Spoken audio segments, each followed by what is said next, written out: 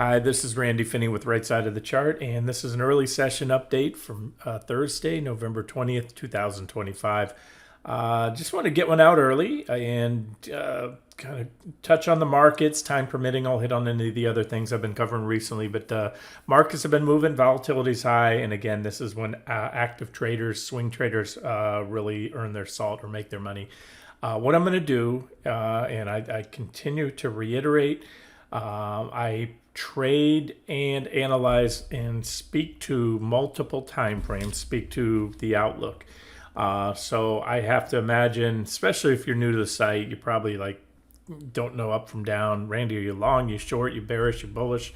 And again, I will cover that here. We're going to start out on the longest time frame. This is the QQQ monthly chart. All long-term trend indicators remain right now on buy signals bullish. The big ones are the 20-month exponential moving average. That blue line just does a phenomenal job. I'll call it your 401k trend indicator. It defines bull and bear markets, always has on both the S&P 500 and QQQ. So that's there. However, we have this uptrend line, big divergence. Divergence rarely seen on the monthly, and that very much plays into how aggressive my targets are, calling for better than a 50, close to 60% drop in QQQ in the coming years. But that's long-term stuff. So near term, we have broken down. This is our primary bull market uptrend line that starts technically in the NASDAQ 100. It was the late 08, November of 08 lows. Every other index, including the S&P, the Dow, the small caps, they all bottom in March of 09, but it comes in and catches that one too. And catches contains all the pullback since. So that's the big one. When that one's gone, it's lights out for the market, and you'll know at that point in time it'll feel like, smell like, and you'll be in a bear market. But again, it'll signal a lot more downside to come, potentially this secular. This is what we call a cyclical bull market uptrend line, and this big one here is a secular longer term bull market uptrend line. All right, so that's it. And then to kind of tell you what happened here, this is the last drop bear market, last correction we had, if you will. Trump, before he even stepped up the podium, short. We bounced, and we've been back testing this trend line. So, continue to reiterate that had the potential to me to mark the top that would ultimately send us down, take out the 20-month moving average and take out this trend line. It didn't. We bounced off there, and we also had a successful defense of that 20-month. This is a monthly chart. The only thing that matters is how you close at the end of the month, and so we had just an intra-month break below there to test the primary uptrend line to close back on there, and that's it. And we've been back testing, and I always say the problem with back testing trend line is that you can continue to back test for some time. So what you want to see on the long-term chart to have confidence that we've had a reversal and a rejection, we're probably going to take out these next key support levels, would be a big red candle, especially as we head into the end of the month.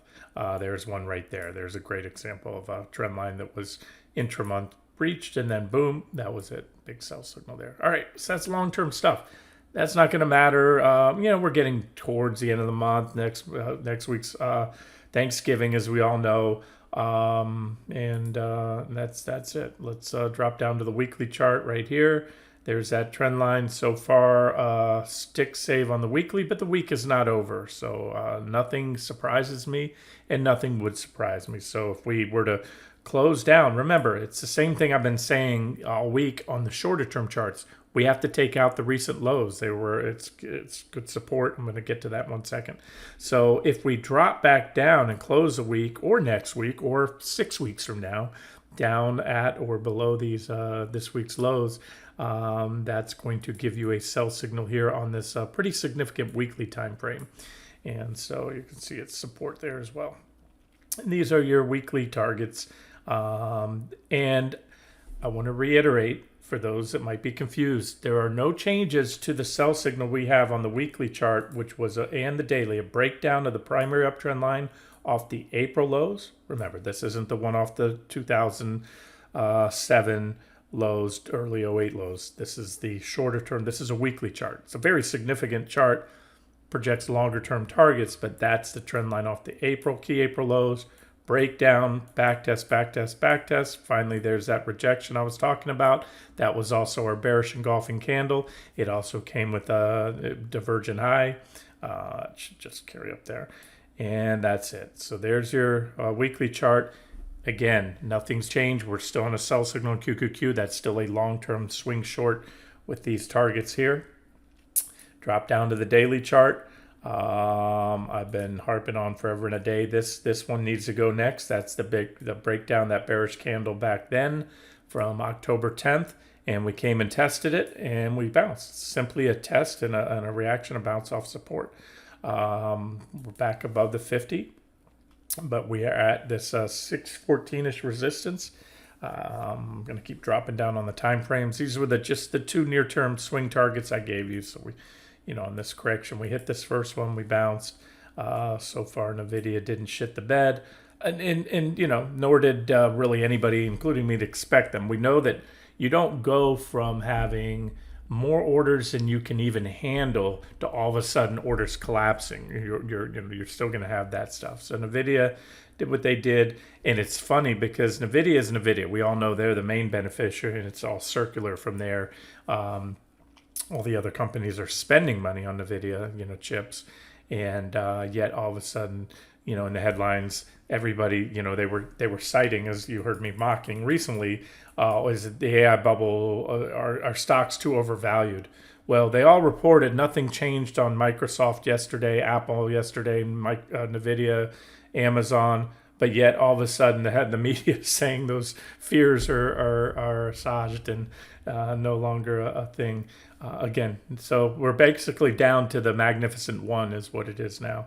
And so just because NVIDIA, reported a good quarter, all the worries about a tech bubble immediately evaporated. The fact that Microsoft and Alphabet may be paying way too much for AI technology and chips data centers that they're not going to reap rewards on. It's insane, but I laugh about it. All we can do, guys, is trade the technicals, and I just love mocking the media because they'll always retrofit a headline to why something's doing something. All right, and obviously NVIDIA was a catalyst. I told you it would be a catalyst. We'd go one way or the other. All right, so we're going to step down 30-minute. Okay, last week, including yesterday's videos, I pointed out on the indexes, including the S&P 500, NASDAQ 100, we had these bullish falling wedges. I did say that in a bull market, they are usually the catalyst to new highs and beyond, but I'm not going with that yet. I'll recognize it. They're powerful patterns. They pop. NVIDIA, there it is. However, I'm going to go over everything right now. Remember, I'm a very multi-dimensional trader. I don't just watch this one pattern. I don't just watch one time frame. We're going to take it down a little further. This is where we swung that thing down with impunity, even milked two of the reversals. That was T5 on QQQ, proved to be the final target on NQ. So that was, basically final target then on QQQ if I covered, which I did. And now you can see where we're back to. That's a really nice resistance level. It's also there on the 5-minute chart. I gave you that too as a fade trade. And we're still there now. So you haven't missed that. That's what I did. I went home with, as I told you I would, mild short exposure, very mild, not wanting to bet NVIDIA any one way or another. Plus, as you recall in the videos, almost all of my key stocks were still above support and had recently tested, many of those tested support. So it certainly wasn't an aggressive moment. But now for an active trade, and I will determine this today as the day progresses, do I keep some of those? Do I hold on to some of that starter short position back in the swing accounts?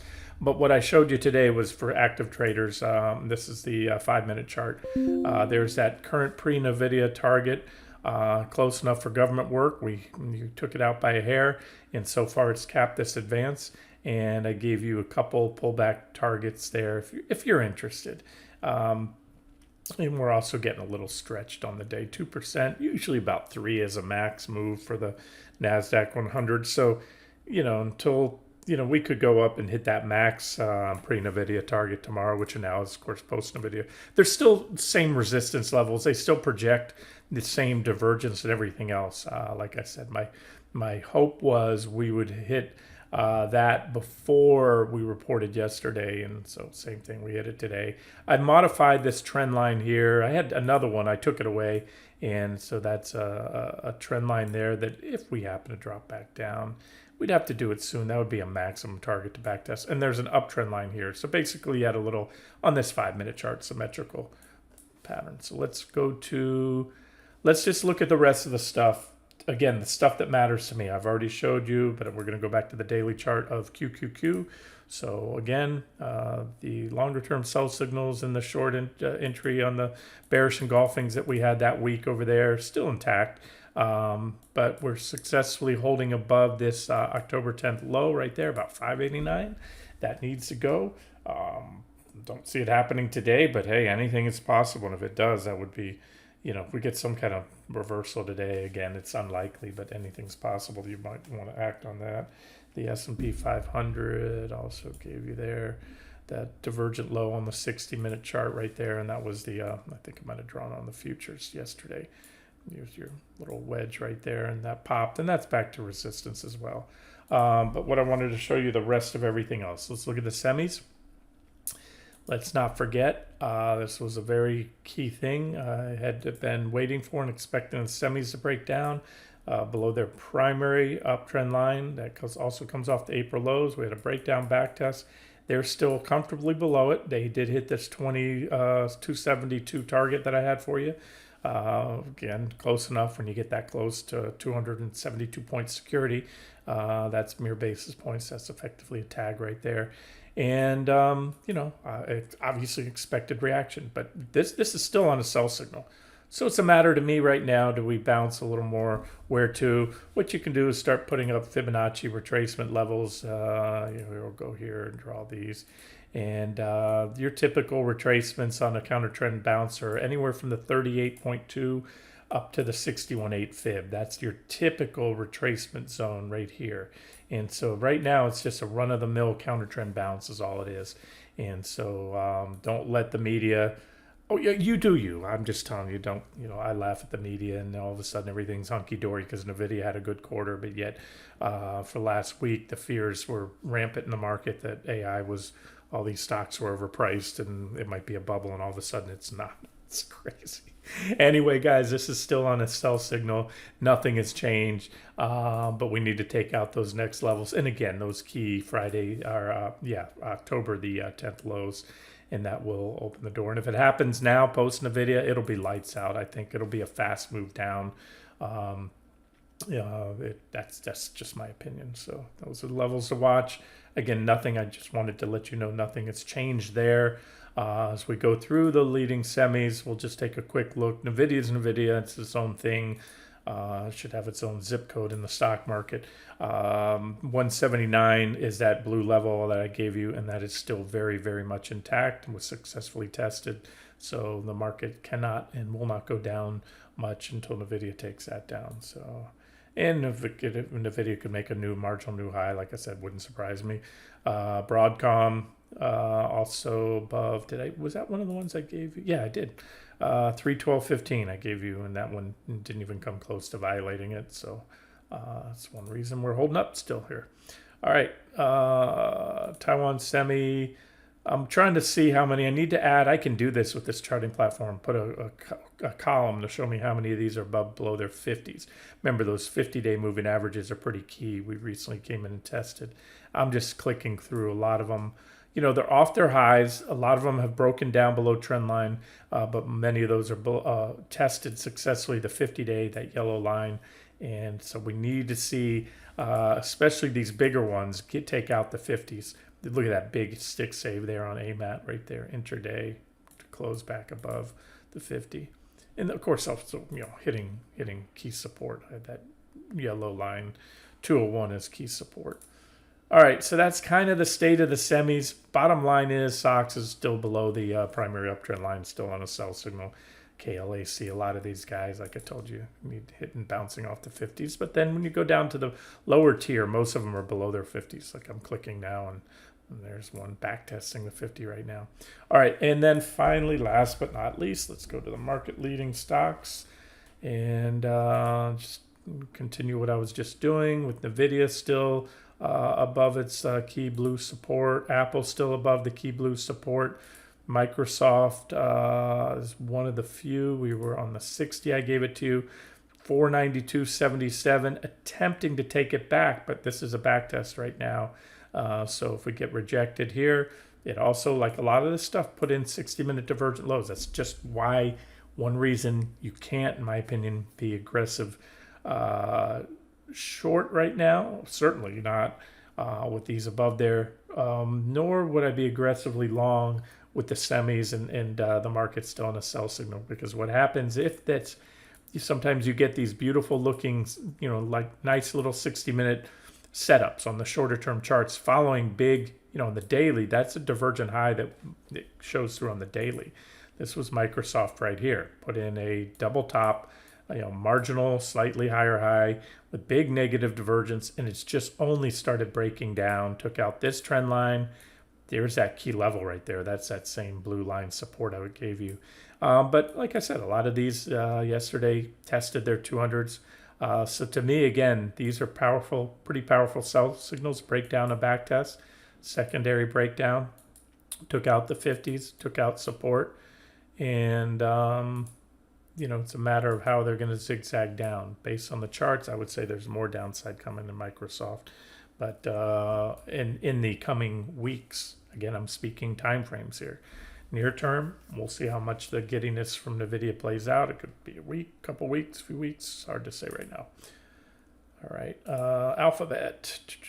Alphabet, one of the strong ones, very much defended and still above that 275 blue line support I gave you. Amazon is the only one that's really, took it out.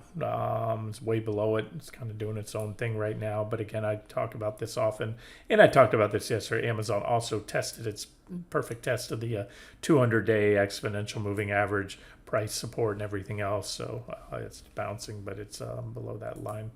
And again, the majority, every other one I have held blue line support. So hence the reason that we're not going down right now.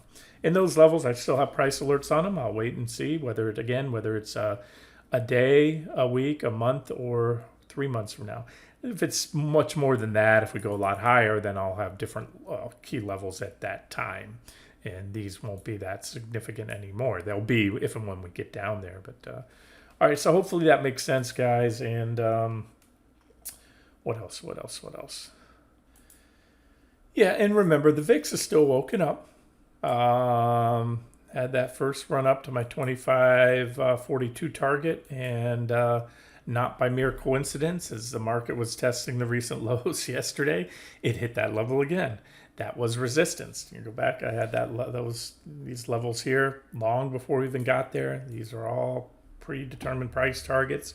And the way it works is you have to, once you hit one, you usually get a reaction. You can have multiple reactions. If and when it's taken out, then you're going to the next ones. Again, if the VIX takes out this level, again, yesterday's highs, it almost certainly will coincide with or very shortly thereafter break of those key lows, the lows that we just tested again, the October 10th lows. And so be ready to move fast if and when that happens. If not, maybe this is the VIX. Sometimes it kicks and spurts, and after a divergent low, sometimes you get. Let me roll back here a little bit. Sometimes you get these little spikes up like we do now, and then it just keeps going lower, and you get these spikes. Comparable. This was, I think, about an 80% rally off that divergent, or that one was. And then every now and then, boom, the big one comes. And so these are still all potential targets. The VIX is still elevated. With elevated VIX comes stock market volatility.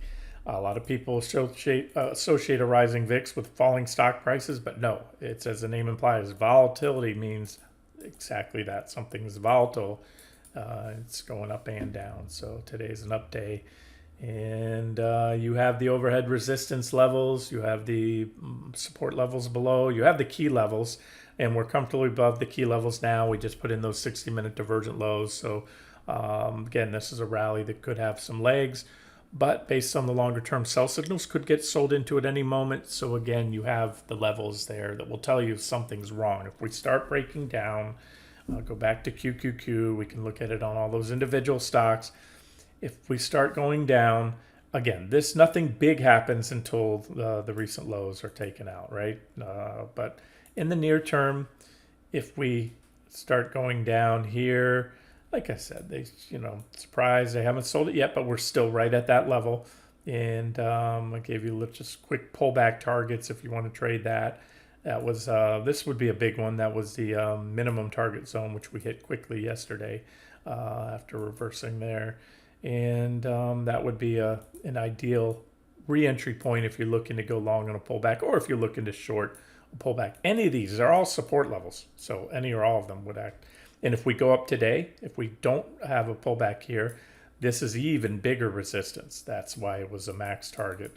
Lots of big old gap in here. You can see the gaps, a lot of gaps here, big old gap.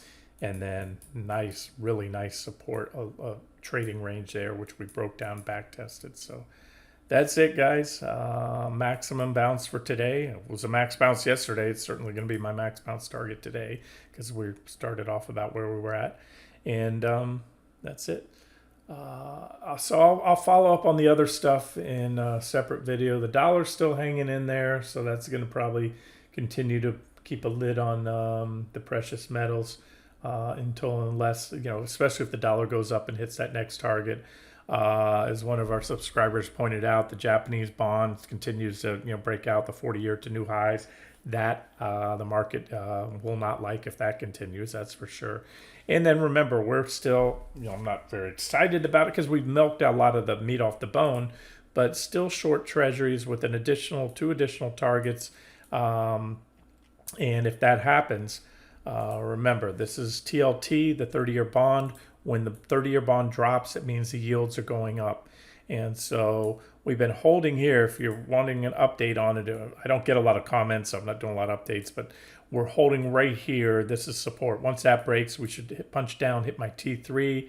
T4 is going to come in a little bit below that. I have the uptrend line in this support level right here.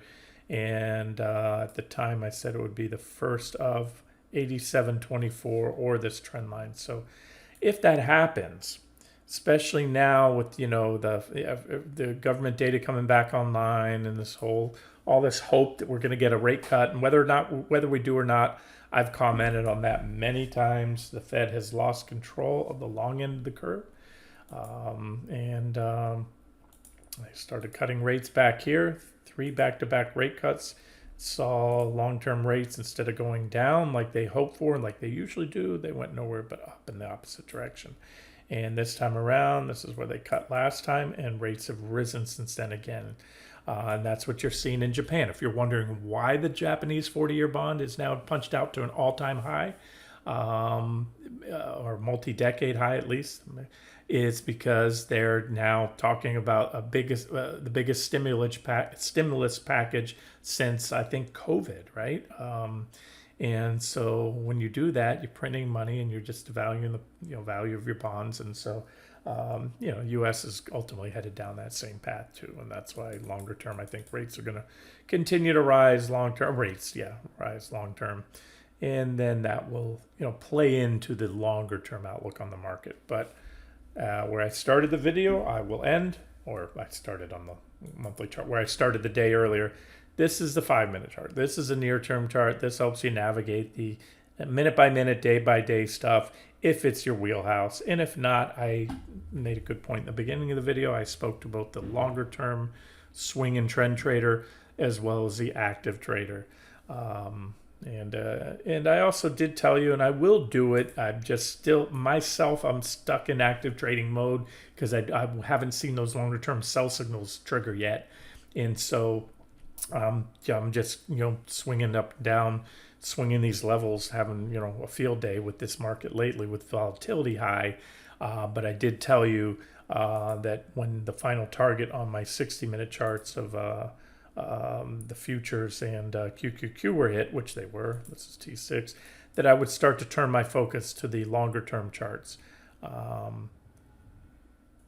And sooner or later I'll do that. Here's that 60-minute chart. By the way, if you're looking at NQ, I'm glad I kept talking. So there's T6 hit. there's a downtrend line that's also coming in. Look at this nice resistance right here. And I even, oh yeah, I'd already had put up fibs the other day. Look at this. So there's where we milked, hit the final target, T6. These are your fibs, 38.2, 50, 61.8.